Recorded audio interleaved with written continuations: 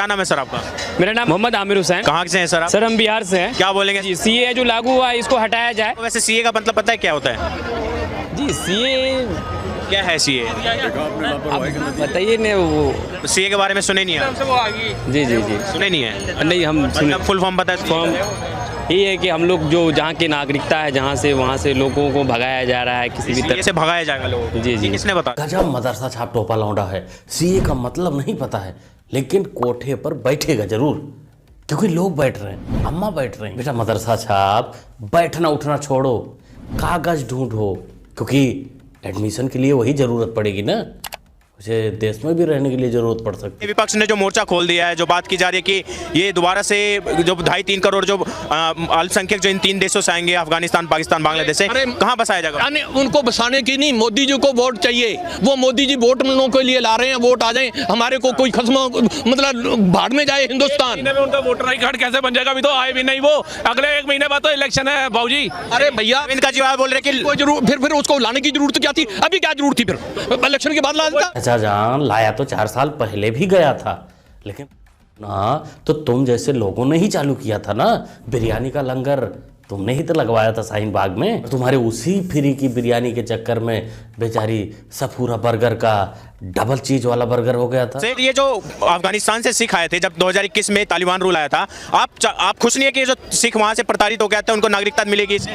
अरे मैं कहता हूँ आप इनको जो सुन लो मिले सुनो, ये बात नहीं है, बात आप सुन लो, नागरिकता दे दो, भले भी अमेरिका वालों को भी दे दो। गुरु ग्रंथ साहिब का अपमान हुआ था, गुरु ग्रंथ साहिब को लेके आया गया था। अरे सुन ले, मोदी जी ने खुद रिसीव किया था गुरु ग्रंथ। चाहे आप अमेरिका को सारा अमेरिका भी यहाँ बिछा दो, इंग्लैंड भी यहाँ बिछा दो। तो जरूरी नहीं जो पगड़ी पहन ले वो सिख ही हो, कुछ भेड़िए भी होते हैं। सिख भाई अफगानिस्तान में सताए गए, पाकिस्तान में सताए गए, उनको भारत सरकार लाई हिंदुस्तान में, उनको नागरिकता देने की बात चली रही है। सीए द्वारा उनको नागरिकता दी जाएगी।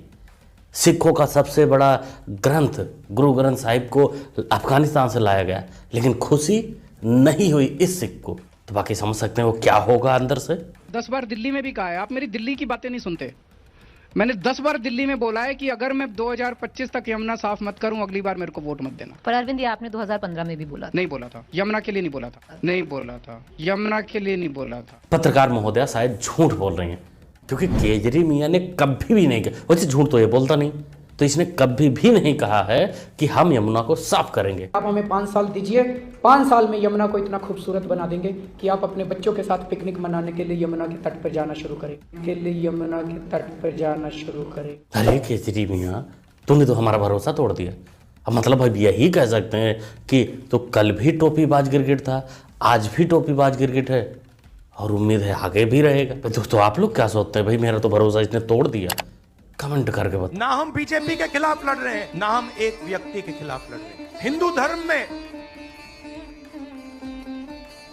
शक्ति शब्द होता है, हम शक्ति से लड़ रहे हैं, एक शक्ति से लड़। शाबाश पप्पू भैया, पहले तुम ही लोग थे जो हिंदुत्व से लड़े, उसके बाद तुमने प्रभु श्री राम से लड़ा, तो इस हाल पे पहुंचे हो। अब तुम लोग हिंदुओं की माता शक्ति से लड़ोगे जिसके आगे रक्तबीज और महिषासुर जैसे दानव भी नहीं टिक पाए। इसी लड़ाई के बाद लगता है कि तुम कांग्रेस का अस्तित्व खत्म करके ही मानोगे। वोट चोर है भाजपा, ये वोट जीतने के लिए किसी हद तक जाते हैं, ये सारी अनैतिक हरकतें करते हैं। इन्होंने वोट चोरी चंडीगढ़ में की, ऑपरेशन लोटस करते हैं, अभी जो हेलीकॉप्टर चॉपर यूज हो रहे हैं वो कौन खर्चा उठा रहे? मगर जो कहते थे वैगन आर में चलते हैं, उनके मुख्यमंत्री पंजाब के हैं, उनका काफिला कैप्टन अमरिंदर सिंह से भी बड़ा है, बादल जी से भी बड़ा है। 3 दर्जन से गाड़ियों का लश्करे जर्रार चलता है और वो तो पेट्रोल जनता का फूकता है। मेरे भाई कब से शपथ भरवाया मैं बंगला नहीं लूंगा, बंगला ले लिया। और मैं कहता हूं जाके चेक करिए, 27 अक्टूबर 2013 इनका ट्वीट है अरविंद केजरीवाल जी का कि मैंने सुना है कि शीला दीक्षित जी के घर में 12 एसी लगे हैं, 15 एसी लगे हैं। मैंने सुना है कि बाथरूम में भी एसी लगा है। मेरा कलेजा कांप उठता है कि कौन भरता है इसका बिल, जब दिल्ली की 40% जनता झुग्गी झोपड़ी में रहती है और उसके बाद अपने घर में 1-1 करोड़ के पर्दे। चाची जी ना, फादर आप गूगल से पंगा नहीं लेने का, वो खड़े खड़े नंगा कर देता है और बजा भी देता है। अभी तुमको अपना बैकग्राउंड देखना चाहिए। तुम चमची किसकी हो? कजरी मियाँ की, जो अपने बेटे का कसम खा के भी पलट जाता है। तो तुम्हारा हाल त्रिवेदी जी क्या करेंगे? तो इसलिए फादर आप गूगल या विकिपीडिया से नो बकवास। आपने जो गठबंधन कांग्रेस से किया, एक वक्त था जब आपने कांग्रेस पर ही कहा था कि ये पार्टी सही नहीं है, करप्शन के चार्जेस लगाए, फिर उसी कांग्रेस से गठबंधन करने की वजह? आज देश की हालत इस समय समय अलग होता है, हर समय अलग होता है, परिस्थितियां अलग होती हैं। आज देश की हालत इस तरह है कि जिस किस्म की केंद्र सरकार है, उस सरकार ने पूरे देश का बेड़ा गर्क कर दिया है। एक तरफ लोग दुखी हैं और दूसरी तरफ जनतंत्र के ऊपर पूरी तरह से प्रहार हो रहा है। इस वक्त सब लोगों को साथ आके, केवल बात कांग्रेस की नहीं, 140 करोड़ लोगों को साथ आके ये केंद्र से सरकार हटाने की जरूरत है। मियाँ जी, वेक अप टू रियलिटी। जनता नहीं परेशान है, परेशान तो तुम लोग हो जिनकी दुकान बंद होने की नौबत आ गई। इसलिए तुम लोग पूरा एक झुंड बनाकर हमला करने का प्रयास कर रहे हो और किसी भी हद तक जा भी सकते हो। पहले हमारे बारे में कहते थे कांग्रेस पार्टी किसानों का कर्जा माफ नहीं कर सकती। 72,000 रुपए कर्जा माफ करके हमने दिखा दिया। 2 मिनट में दिखा दिया, 10 मिनट लगे उसको करने के लिए। 2 मिनट में दिखा दिया, 10 मिनट लगे उसको करने। ये हुई ना बात पप्पू की। हमें लगता है कि पप्पू जी अगले कुछ सालों में किसी देश के प्रधानमंत्री जरूर बनेंगे, क्योंकि किसानों का इतना सारा माफ कर दिया इन्होंने, वो भी सिर्फ 2 मिनट में, और इनको सिर्फ लगे 10 मिनट। 2 मिनट में 10 मिनट। पप्पू कहना क्या चाहते थे हमारे को समझ में नहीं आया। आप लोगों को कुछ समझ में आया तो कमेंट करिएगा। तो दोस्तों, पूरे देश की मांग है कि सीए को वापस लिया जाए। हम किसी हालत में अपने बच्चों की नौकरियां, अपने बच्चों के रोजगार दूसरे देश के लोगों को किसी हालत में नहीं देंगे। और अगर बीजेपी नहीं मानती तो इसको वापस नहीं लेती, तो इस चुनाव के अंदर बीजेपी के खिलाफ वोट करके आप अपना गुस्सा जाहिर। शाहजहां, तुम नहीं बोलो, तुम अपील भी मत करो, लेकिन जो हिंदुओं का विरोध करते हैं, जो हिंदू प्रताड़ित हैं, जिनको परेशानी है, उनका जो विरोध करते हैं, जो सीए का विरोध करते हैं, वो तो बीजेपी को वोट वैसे भी नहीं देंगे। आपकी सबसे खुशी की बात है कि मोटा भाई ने बोल दिया कि सीएए वापस नहीं होगा किसी भी कीमत पर। तो क्या अगर इंटरनेशनल प्रेस में आने लगे और अगर यहाँ पर सड़कों पर लोग उतर आए तो क्या ये भी वापस ले लिया जाएगा? देखिए, सीए का कानून कभी वापस नहीं जाएगा और भारत की नागरिकता सुनिश्चित करना ये भारत का विषय है, भारत की संप्रभुता का निर्णय है। इसके साथ हम कोई कॉम्प्रोमाइज नहीं कर सकते। आपने रोहिंग्यों की बात की, ये तो आप ही के टाइम में आए थे, ये तो 2014 के बाद आए हैं सारे रोहिंग्या।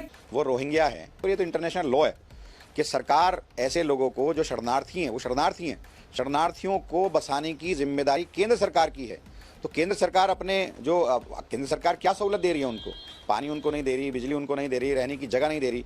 रहने की जगह देने की जिम्मेदारी केंद्र सरकार की है। 2008 से वो रह रहे हैं, केंद्र सरकार की है। 2008 से वो रह रहे हैं। यहाँ तो केजरी के चिंटू ने ही एक्सपोज कर दिया। और हाँ मियाँ जी, रोहिंग्यों के बसाने की जिम्मेदारी भारत सरकार की नहीं है, उनको भगाने की जिम्मेदारी भारत सरकार की है, जिनको तुम 10-10 हजार रुपए देते फिरते हो। कल को अगर मनीष सिसोदिया चोरी करेंगे तो मनीष सिसोदिया केजरीवाल का कुछ नहीं लगता, उसको जेल जाना पड़ेगा। कल को अगर कोई हमारा मंत्री चोरी करेगा, ये मेरे कोई सगे नहीं लगता, इनको जेल जाना पड़ेगा। कल को कोई हमारा विधायक चोरी करेगा, कोई हमारा सगा नहीं लगता, उनको जेल जाना पड़ेगा। और मनीष, कल को अगर मैं चोरी करूंगा तो मैं भी तुम्हारा सगा नहीं लगता, मेरे को भी जेल जाना पड़ेगा। वैसे भी और सारे पद भी हैं इनके, जिनको आपने सुन रखे होंगे। तो आप लोग चाहें तो कमेंट में इनको अलग अलग पदवी से नवाज सकते हैं। क्रिकेट ने कहां कहां रंग बदला, किस किस मुद्दे पर झूठ बोला, और उस झूठ का क्या नाम हो सकता है, जरूर बताएं, कमेंट करें। ओवरऑल पूरी वीडियो आपको कैसी लगी ये भी आप लोग कमेंट कर सकते हैं। मुन्ना भाई को सपोर्ट भी कर सकते हैं चैनल को सब्सक्राइब करके, जो कि होता है बिल्कुल फ्री। तो चैनल को सब्सक्राइब करिए और जुड़ जाइए। मिलते हैं अगली वीडियो में। Thanks for watching.